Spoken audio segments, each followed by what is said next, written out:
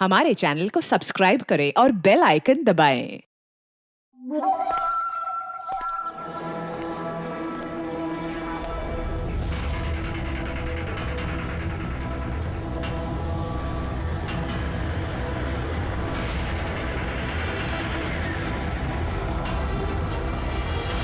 ए भाई, गाड़ी आगे ले।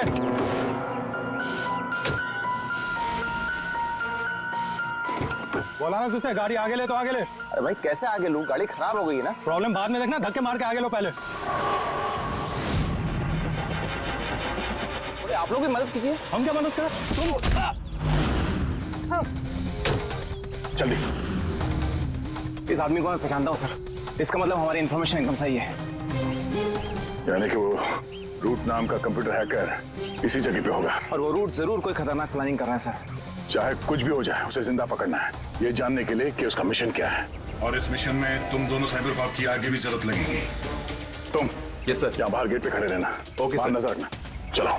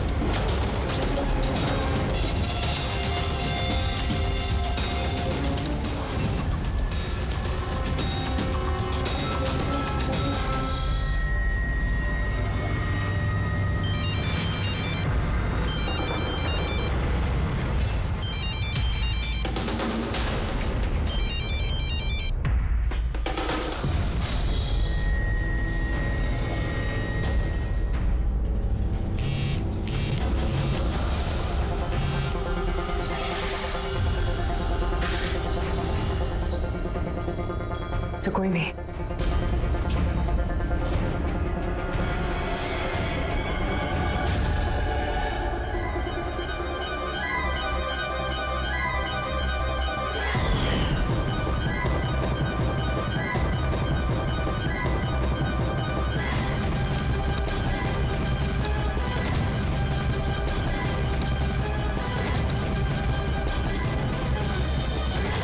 आप रेडी? सर सब जगह देख लिया, यहाँ पे कोई नहीं है। खबर तो गलत नहीं हो सकती, यहीं कहीं होना चाहिए। चलो देखते हैं।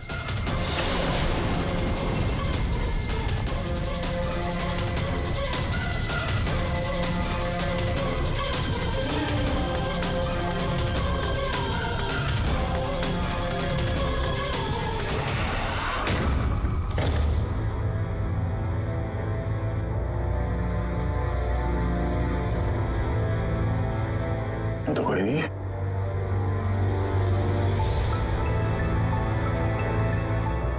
शहर अभी भी गर्म है, लगता है यहाँ पे कोई था अभी।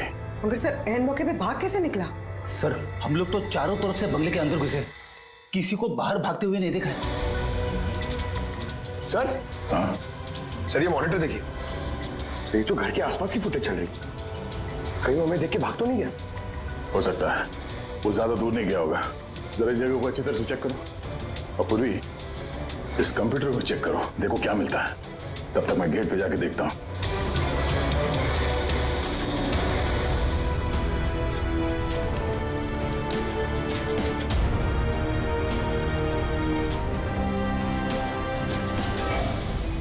महेश,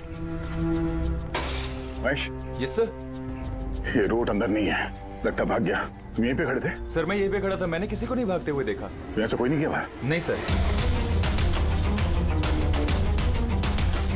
मेन गेट से तो कोई बाहर गया नहीं, पता नहीं ये रूट कहां से चला गया। सर बाहर पीछे की तरफ एक गेट है, शायद वहीं से भाग गया होगा।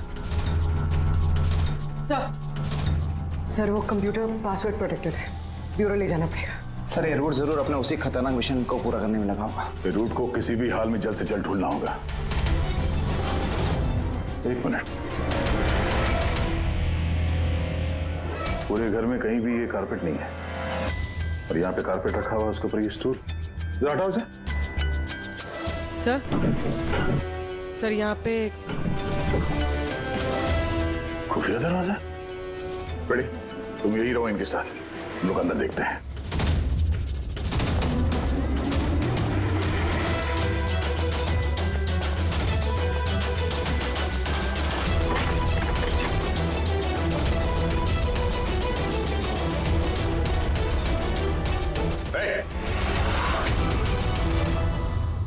आगे मत बढ़ना।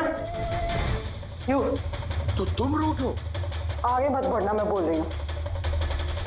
तुम गोली चलाओगी, मैं गोली चलाऊंगा, किसी का फायदा नहीं होगा। तुम्हारी भलाई इसी में है कि अपने आप को हमारे हवाले कर दो। गन नीचे, गन नीचे।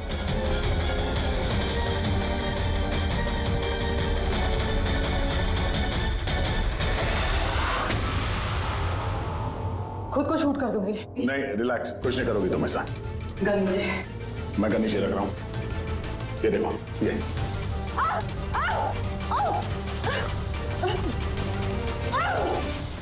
अब बताओ, किस मिशन में काम कर रही हो तुम?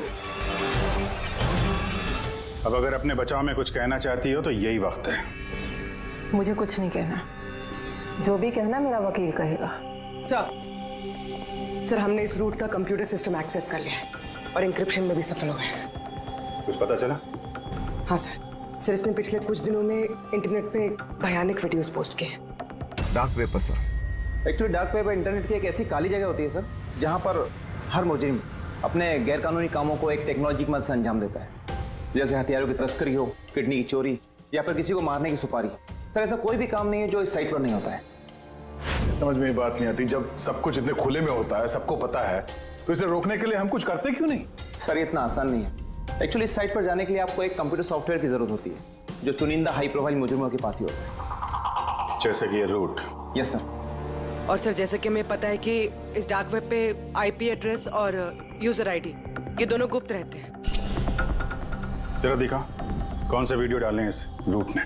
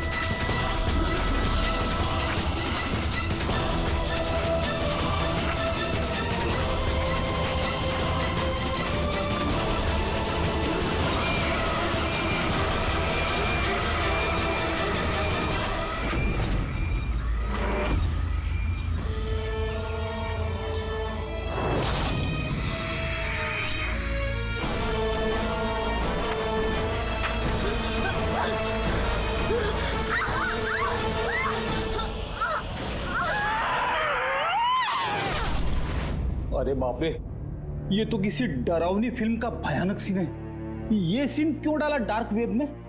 सर ये किसी फिल्म का सीन नहीं है, ये सब असली में हुआ है और किसी हीरोइन के साथ नहीं, बल्कि एक मासूम लड़की के साथ। जहां तक मुझे याद आ रहा है इसे स्नफ फिल्म कहते हैं ना?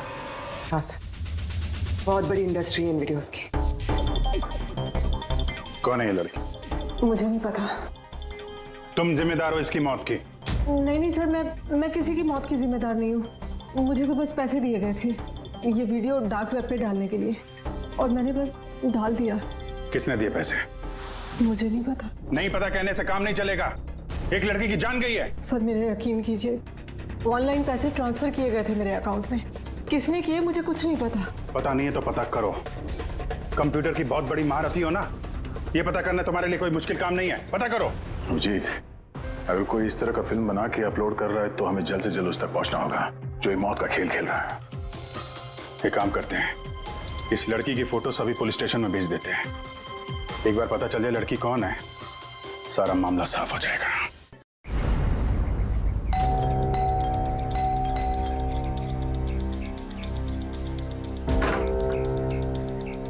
जी कहिए, किससे मिलना है? ये रिया का घर है ना? हाँ, मैं उसका पापा। आइए। वो हम लोग सीआईडी से हैं। आपके लिए एक बुरी खबर है।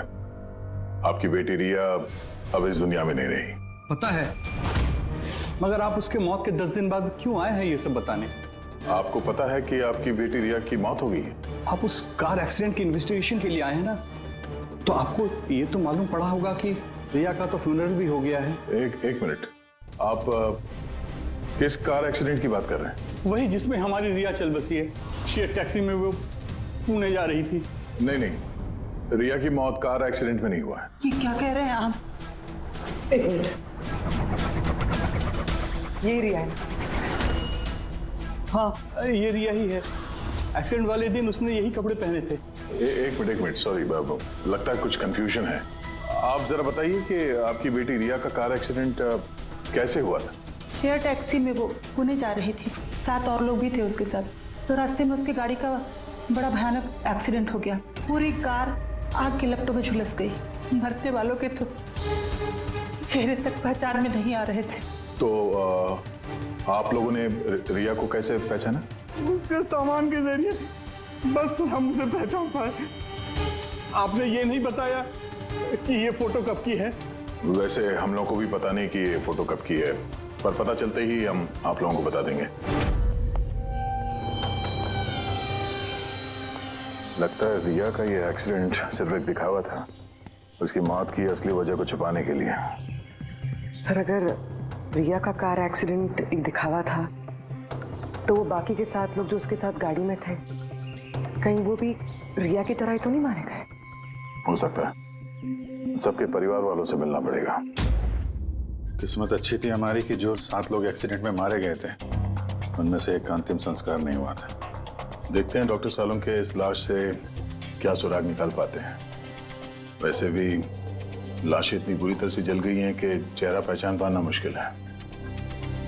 भाई तुम लोगों का शक एकदम सही था। ये लाश टोनी की नहीं। लग ही रहा था सर हमें, लेकिन ये कौन है कुछ पता चला? नहीं यार, ये तो पता नहीं लगा है कि ये लाश है किसकी, लेकिन ये पता चला है कि इस आदमी को कैसे मारा गया। मैंने इसके बॉडी का स्कैन किया तो पता लगा कि इसके पेट में चाकू का बहुत गहरा घाव है। चाकू से? हाँ, चाकू का। और मुझे लगता है उस चाकू के वार की वजह से ही इसकी मौत हुई। मतलब चाकू से मारा किसी और को और उसे टोनी बता के एक्सीडेंट का हिस्सा बना दिया। ये गैंग आखिर करना क्या चाहता है? और इस आदमी की मौत 3 हफ्ते पहले हुई है। एक कार एक्सीडेंट हुआ 10 दिन पहले। वही तो, मतलब कार जब एक्सप्लोजन में जलाई गई उससे कहीं पहले इस आदमी की मौत हो चुकी। 3 हफ्ते से इसकी लाश संभाल के रखी थी ताकि इस भयानक खेल को अंजाम दिया जा सके। यार एक काम करते हैं, जहां पे एक्सीडेंट हुआ था वहीं पे चलते हैं, पता करते हैं एग्जैक्टली उस दिन हुआ क्या था। मैं तो मजे से कार चला रहा था सर, और रेडियो पे गाने सुन रहा था। तभी अचानक से मैं जोर का धमाका सुना। मैं तुरंत अपने कार से निकला और मैंने देखा कि मेरी सामने एक कार आग की लपटों में जल रही थी। मुझे समझ में नहीं आ रहा था कि मैं क्या करूं। तो ये कितने बजे की बात है? सर मुझे लगता है कुछ शाम के 5 बजे होंगे। है? ये कैसे हो सकता है? सर एक सेकेंड सर, ये टोल नाके की फुटेज देखिए सर। यहाँ पे तो गाड़ी 3:30 बजे क्रॉस हुई थी। फिर ये जगह वहां से 20 किलोमीटर दूर ही है सर। तो 20 किलोमीटर का सफर तय करने में 1.5 घंटे तो नहीं लगने चाहिए। रास्ते में कोई ढाबा होटल भी नहीं है, कोई चाय वाय के लिए रुक जाए जहाँ पे। एग्जैक्टली। तो उस हिसाब से गाड़ी को यहाँ पे 4 बजे पहुंच जाना चाहिए था, मगर यहाँ पे एक्सीडेंट हुआ 5 बजे। इसका मतलब है ये जुर्म इस 1 घंटे में ही हुआ है। तो गाड़ी को उस समय कहीं ले जाया गया और उन सबको उतार के उसमें 7 लाशें रख दी गई। और उसके बाद गाड़ी को यहाँ पे लाके ब्लास्ट करवा दिया। सब प्लान था। सर लगता है इन सब लोगों को वहीं लेके गए हैं जहाँ पर रिया को लेके गए थे, वो स्नफ फिल्म बनाने के लिए। जगह जल्द से जल्द ढूंढनी होगी यार। पूर्वी ने SMS भेजा तो किसी पेड़ की फोटो है। हाँ पूर्वी। सर ये पेड़ जिसकी फोटो भेजी है मैंने, इसे मोरिंगा ओलिफेरिया कहते हैं सर। हाँ सर ठीक ऐसा ही पेड़ रिया वाली फुटेज में भी है। ये देखिए सर, उस फुटेज का स्क्रीनशॉट भेज रही हूँ मैं। सर ये पेड़ महाराष्ट्र के 2 जंगलों में पाए जाते हैं। ये तो एग्जैक्टली वैसे ही पेड़ है। महाराष्ट्र के 2 जंगलों में? कौन कौन सी जंगलों में? सर एक जंगल है जो नासिक के पास है और दूसरा जंगल एक्सीडेंट वाली जगह से सिर्फ 1 घंटे की दूरी पे है और इस जंगल का नाम है प्रीफिक्स फॉरेस्ट। जरूर ये मौत का खेल इस प्रीफिक्स जंगल में ही हुआ है। प्रीफिक्स फॉरेस्ट तो काफी बड़ा जंगल है यार, मीलों तक फैला हुआ है। फॉरेस्ट ऑफिसर की मदद लेनी होगी।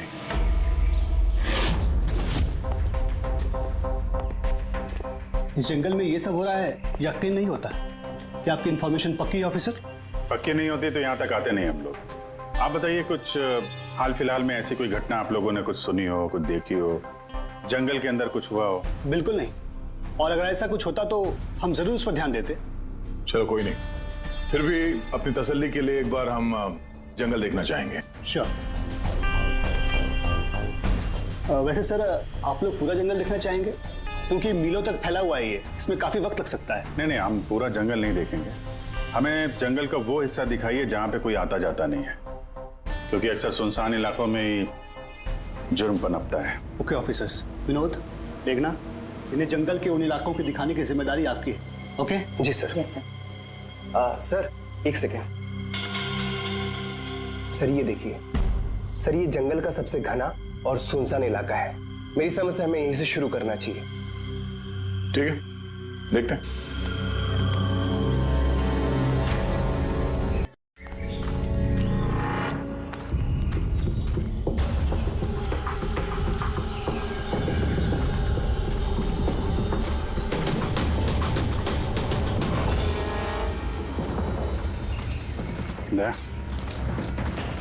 यहाँ पेड़ पे देखा?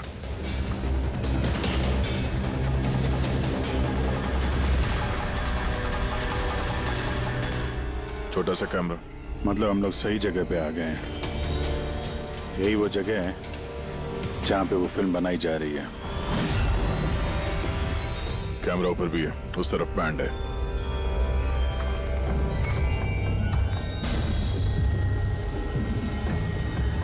शायद इस कैमरे से कुछ पता चले उनके अड्डे के बारे में।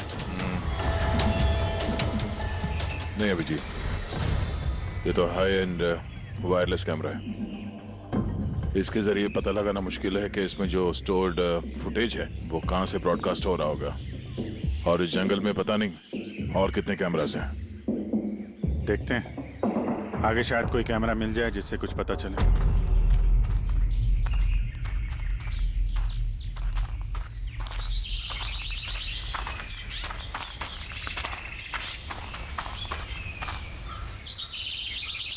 सर, सही निशान देखिए। मुझे लगता है हमसे पहले यहाँ कोई आया है। हम लोग सही डायरेक्शन में जा रहे हैं।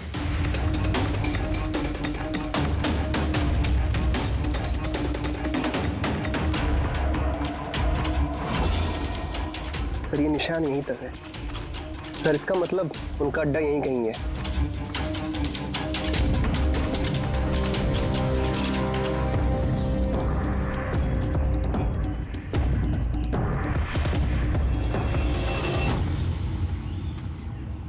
सर सर जल्दी आइए।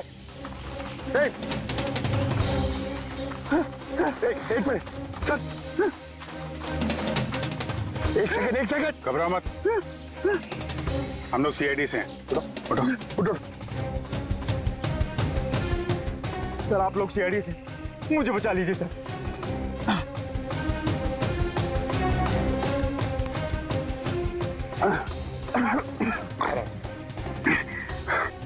यहाँ फंस कैसे गए तुम? सर मुझे इस जंगल से बाहर निकलने का रास्ता नहीं मिल रहा सर। उस खूनी ने एक एक करके सबको मार दिया। तुम लोग यहाँ आए कैसे? हम शेयर टैक्सी में सवार होकर सफर कर रहे थे कि अचानक हमारी गाड़ी पंक्चर हो गई और कार रुक गई। सड़क पर पहले से किसी ने कीले और कांच के टुकड़े रखे हुए थे सर। फिर इसके बाद कुछ लोग आए जिनके चेहरे नकाब से ढके हुए थे और जब तक हम कुछ कर पाते उन्होंने हमें बेहोशी के इंजेक्शन लगा दिए। और जब मुझे होश आया तो मैं इस घने जंगल में था सर। सर मैं ही जानता हूँ कि इस जंगल में मैं भूख प्यास से कैसे रहा हूँ। कभी लकड़ी खाई तो कभी पेड़ के पत्ते, और जब भी किसी के चिल्लाने की आवाज आती तो समझ जाता किसी की जान चली गई। यहाँ जगह जगह कैमरे लगे हुए हैं। तुम्हारी किस्मत अच्छी थी कि तुम उनके पकड़ में नहीं आए। सर पकड़ इसलिए नहीं पाए क्योंकि उन्होंने एक कैमरा मेरे कमीज के बटन में लगाया हुआ था और वो बटन मैंने तोड़कर फेंक दिया। शायद इसी वजह से वो मुझे ढूंढ नहीं पाए। तुम्हें अंदाजा है कि बाकी के लोगों में कितने लोग जिंदा हैं अभी तक? मालूम नहीं सर, पर कल रात जब मैं पेड़ पर बैठा हुआ था मुझे किसी के चीखने की आवाज आई थी। न जाने वो उनको घायल कर रहे हैं या फिर जान से मार रहे हैं सर। किस तरफ से आवाज आई थी, कौन सी दिशा से, कुछ याद है आपको? मेरे पेड़ इस तरफ, शायद उस तरफ से सर।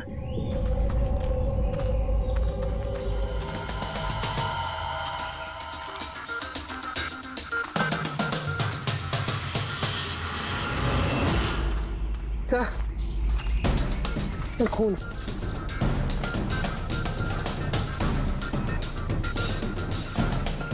सर यहाँ पर भी। इसका मतलब उनमें से कोई घायल है। किस तरफ गया होगा? सर ये देखिए, खून के कुछ निशान इस तरफ भी जा रहे हैं।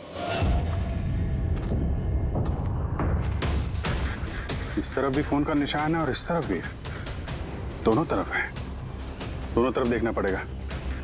पंकज, पूर्वी, तुम लोग इधर देख लो, हम लोग इधर देख लेते हैं। विनोद, तुम इनके साथ जाओ और हाँ, और आधे घंटे में अपडेट दे देना, ठीक है?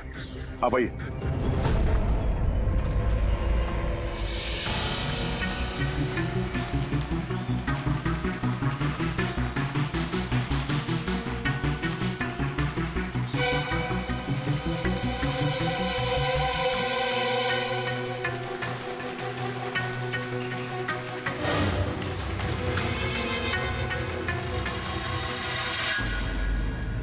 एक मिनट वो क्या है?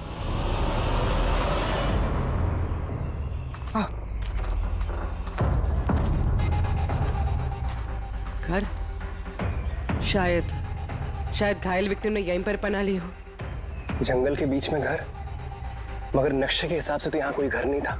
हो सकता है ऐसे फिल्म बनाने वालों को ऐसे लोकेशंस की जरूरत पड़ती है ताकि उन्हें कोई ट्रैक ना कर सके। हो सकता है उस घर में जो घायल आदमी है वही मुजरिम हो सकता है पंकज, और ये भी हो सकता है कि आगे और भी कैमरास लगे हों।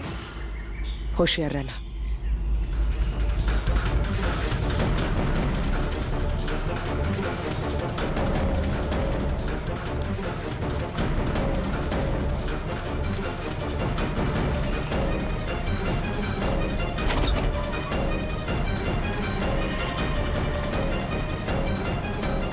पंकज, टॉर्च।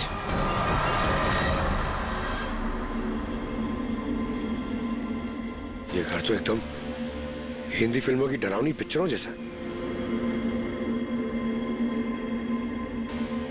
ये देखो, उस घायल विक्टिम को यहीं पर लाया गया है। वो आवाज सुनी? अंदर से आ रही है।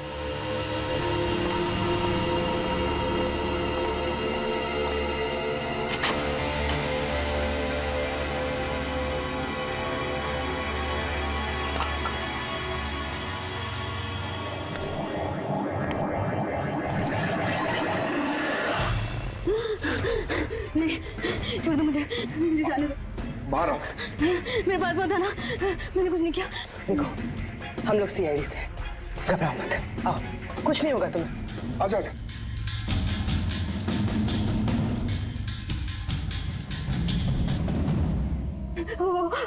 वो यहीं पे, वो यहीं पे। अरे पूर्वी, ये लाइट कहाँ से आ रही है? पंकज, पंकज, मुझे कुछ दिखाई नहीं दे रहा। अरे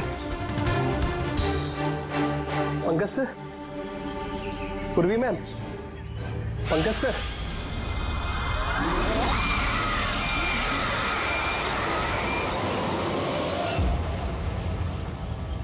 सर, खून के निशान तो यहाँ के खत्म हो गए।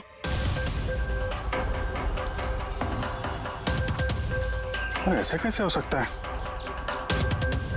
घायल आदमी अगर यहाँ पर आएगा तो यहाँ से अचानक कैसे गायब हो जाएगा? शायद वो मुजरिमों के हाथ लग गया यहाँ इस पॉइंट पे पहुंचने के बाद। हो सकता है।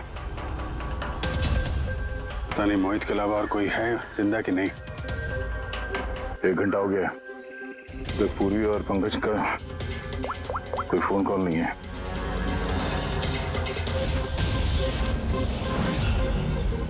पूर्वी फोन उठा नहीं रही है। पंकज, देखता हूँ।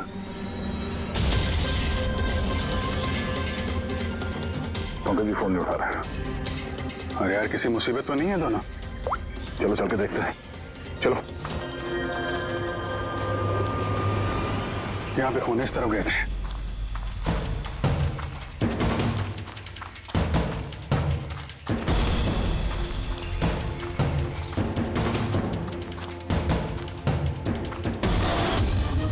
घर के अंदर शायद कोई हो।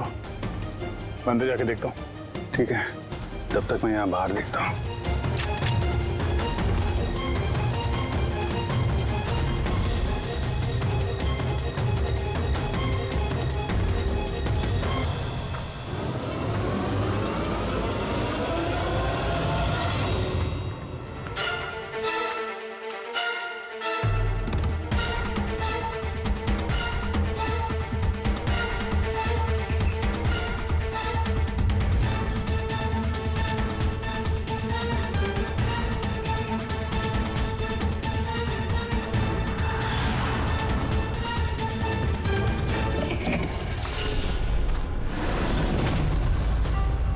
पंकज कब है?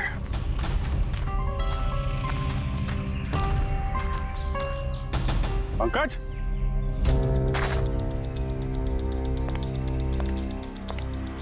पंकज,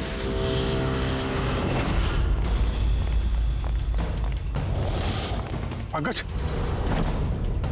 पंकज, पंकज, कैसे? उठो, उठो, सर, उठो। क्या हुआ? सर वहां पे वो घर में गए थे सर। वहां पे एक लड़की थी सर। हाँ। सर बात ही कर रहे थे सर। पता नहीं एकदम से इतनी रोशनी आई सर कि कुछ दिखने नहीं, कुछ समझ में नहीं आ रहा था। वो घर से जैसे जैसे मैं निकला बाहर, शायद यहाँ गिर गया सर। पता नहीं, कुछ समझ में नहीं आ रहा सर। एकदम चक्कर आ रहा है। और पूर्वी, विनोद, वो कहाँ है? सर वो लोग पता नहीं सर, अंदर थे, बाहर निकले पता नहीं सर। Oh no.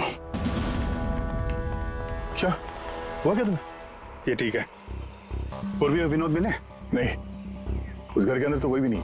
ओह गॉड, उन्हें कहीं कुछ हो ना गया हो।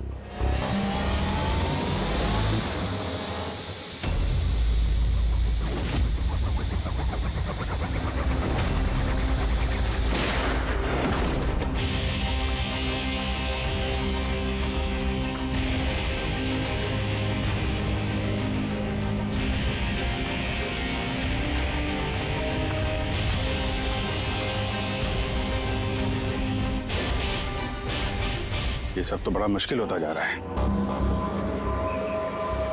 हमें वापस जाना होगा। चलो। क्या मतलब? देखो दया, हमें ये नहीं मालूम है कि अपराधियों की तादाद कितनी है, कितने कैमरे लगा रखे हैं यहाँ पे, कितने हथियार हैं उनके पास। ऊपर से हम पे हर वक्त नजर रखे हुए हैं। अभी फिलहाल हम उनसे मुकाबला करने की तैयारी में नहीं है। और पूर्वी, उसे यहाँ पे अकेला छोड़ के चले जाएंगे हम? यार दया देखो, पूर्वी उनके चंगुल में फंस चुकी है। हम उसको बचाने जाएंगे तो हम भी नहीं बच पाएंगे। अभिजीत, क्या हो क्या गया तुम्हें? कुछ याद है सीआईडी में हमें पहले क्या सिखाया था? यही कि सबसे पहले अपने साथी को पीछे मत छोड़ना, चाहे वो जिंदा हो या मर चुका हो। अरे यार, हर लड़ाई रूल बुक के हिसाब से नहीं लड़ी जा सकती।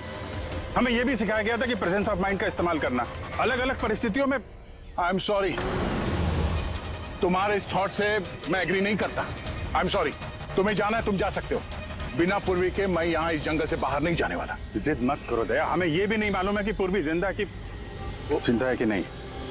अभिजीत वो एक सीआईडी ऑफिसर है, इतनी आसानी से हार मानने वाली नहीं है। वो बेचारी अकेली लड़ रही होगी उन मुजरिमों से, और अब जब उसे सबसे ज्यादा जरूरत है हमारी, हम पीठ दिखा के भागेंगे यार। ज्यादा जरूरी यह है कि जो लोग उस गिरोह के कैद में नहीं आए हैं उनको बचाया जाए।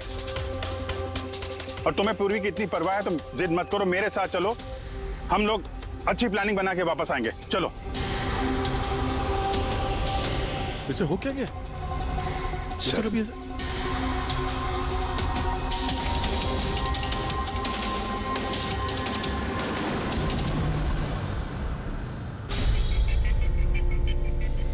सीआईडी के इतिहास में ऐसा पहली बार हुआ होगा कि सीआईडी किसी से डरकर दुम दबाकर भाग गई।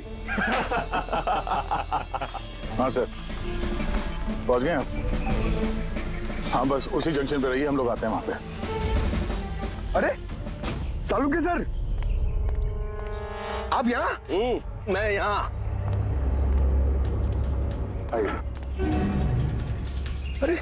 अरे तुम्हें क्या लगा हम लोग पूर्वी को ऐसे ही छोड़ देंगे जंगल में मरने के लिए? हैं? तो आपका और दया सर का झगड़ा झूठा था। जब अभिजीत ने वहां पे कैमरा देखा तो उसने मुझे इशारा किया। पता नहीं और कितने ड्रोन लगा रखे होंगे हम पे नजर रखने के लिए। जो आदमी उस कैमरे के जरिए हम पर नजर रखे हुए था, उसकी आंखों में धूल झोंकना जरूरी था, इसलिए अब वो लोग ये सोच के बैठे होंगे कि हम लोग जंगल से निकल गए, थोड़े रिलैक्स भी हो जाएंगे। यही मौका है हम पे हमला करने का। जी ये लो, ये तुमने मंगाया था। ये क्या डिवाइस है सर? ये जैमर है पंकज। आसपास इस एरिया में जितने भी कैमरे होंगे सब जैम हो जाएंगे। अब वो हम पे नजर भी नहीं रख पाएंगे। और ये ड्रोन पे जो कैमरा लगा है, इसकी रेंज 7 किलोमीटर सिर्फ। बैटरी तो खत्म होने वाली है। इसका मतलब अगर हम इसे नहीं पकड़ते तो ये वापस उनके अड्डे पे जाता बैटरी बदलने के लिए। जरा आईपैड निकालना, नक्शा निकालो उसमें।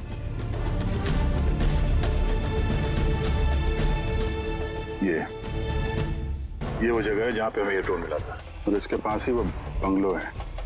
लगता है यही होगा मुजरिम का ठिकाना। तो चलते हैं, चल के आजाद कराते हैं पूर्वी और बाकी जो जिंदा बचे हुए लोग हैं उनको। चलो। नहीं सर, आप मेघना और मोहित आप लोग यहीं पे रुकिए, हम लोग देखते हैं।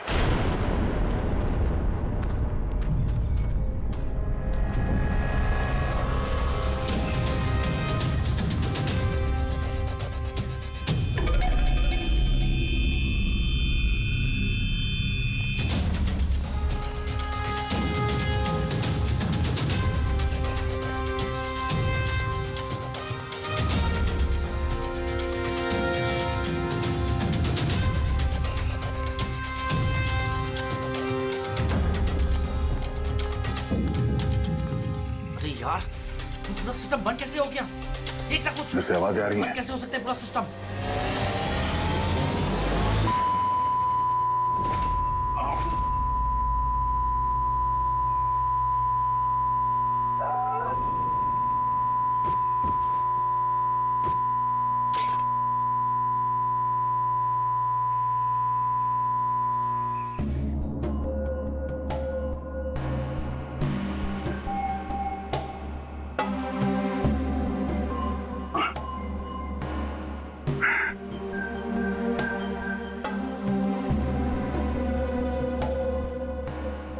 पंकज,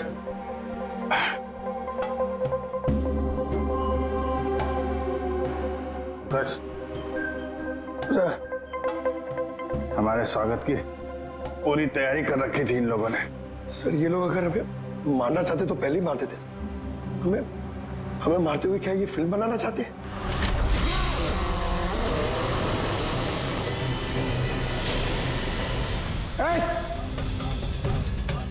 सर्च। जाओ। सर्च। मैं हूं पंकज।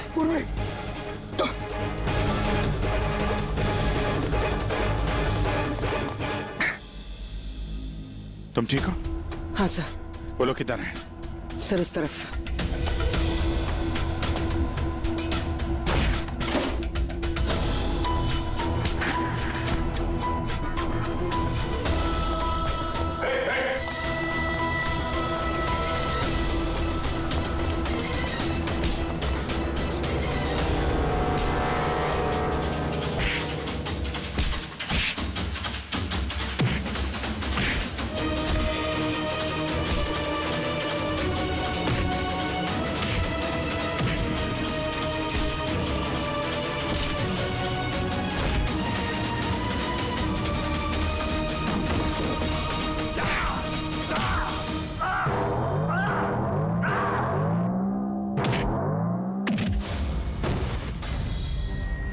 सर चल चल।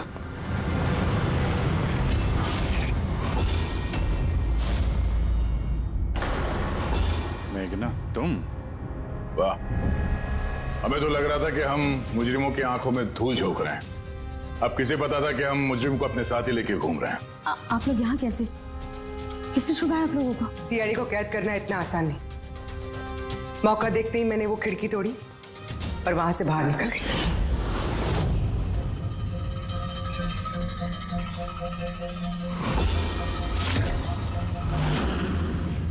और उसके बाद मैंने उन्हीं लोगों का पीछा किया जिन लोगों को तुमने भेजा था मुझे ढूंढने के लिए। और फिर मैंने उस नकाबपोश आदमी को देखा और उसका भी पीछा किया।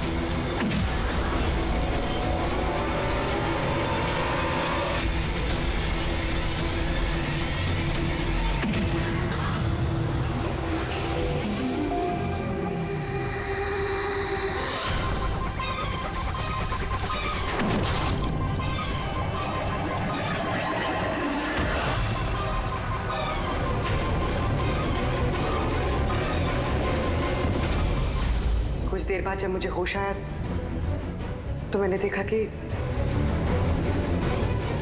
मगर इससे पहले कि मैं बाकी ऑफिसर्स तक पहुंच पाती, तुम्हारी उस सोनिक बूम वाली आवाज ने इन्हें बेहोश कर दिया था। वो तो मेरी किस्मत अच्छी थी कि मैं दूर थी और उस आवाज का मुझ पर कोई असर नहीं हुआ। और फिर मैंने सोचा कि क्यों ना उस नकाब को ही मैं अपना हथियार बना लूं। जिस बेरहमी से तुमने लोगों की जान ली है, तुम तो औरत कहलाने के लायक भी नहीं हो। अब ये बताओ, तुमने ये सब किस लिए किया? ये सब मैंने पैसों के लिए किया है सर। जितने पैसे मुझे इस काम के लिए मिल रहे थे ना, उतना तो मुझे अपनी जॉब में 5 साल में भी नहीं मिलता। और वैसे भी क्या फर्क पड़ता है, रोज इतने लोग मरते हैं, अगर 2-4 और मर गए तो क्या हुआ? तुम्हें शायद मालूम नहीं है कि तुम कितनी बीमार हो। बाकी लोग कहाँ हैं जो तुम्हारे साथ में थे? मैंने किसी को कोई नुकसान नहीं पहुंचाया सर, इतनी भी बुरी नहीं हूं मैं। और वैसे भी मैंने कोई भी खून अपने हाथों से नहीं करा है। मुझे तो एक औरत ने करोड़पति बनने का ऑफर दिया था जो मैंने एक्सेप्ट कर लिया। कौन औरत? बहुत अजीब सा नाम था उसका।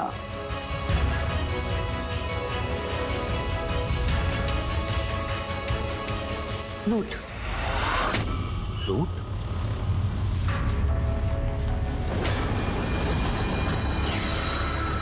तो रूट है सबके पीछे mastermind.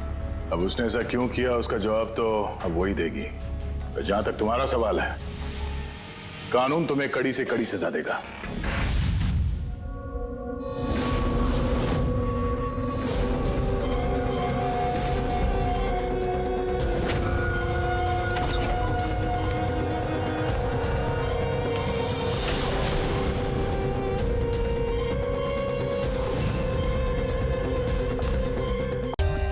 For more updates, subscribe to our channel, click the show links and enjoy watching the videos.